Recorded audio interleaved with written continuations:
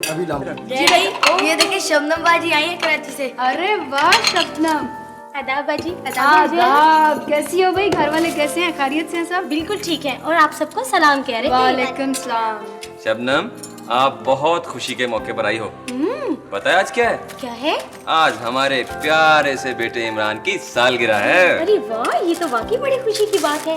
Oh thank you. Shabnam बाजी, आपने सालगिरह वाला ना हमें गाना सुनाएंगी? हाँ जरूर। Happy birthday to you, my friend indeed. Imran, क्या हाल है? ये कौन है बाजी? अरे ये हमारे अफ्रीका वाले भाई हैं। आदाब अफ्रीका वाले अंकल। आदाब। मैं काम बता, मैं क्या करूं, मैं किसको कहूं? मैं काम बता, मैं क्या करूं, मैं किसको कहूं? ये कौन है? अभी इनसे डरने की जरूरत नहीं है, ये ड्रामे के एक्टर हैं और ये हमेशा इसी बहरूप में रहते हैं। और हाँ, ये माशाल्लाह से मेरे प्यारे से भाई फ्रॉम अमेरिका।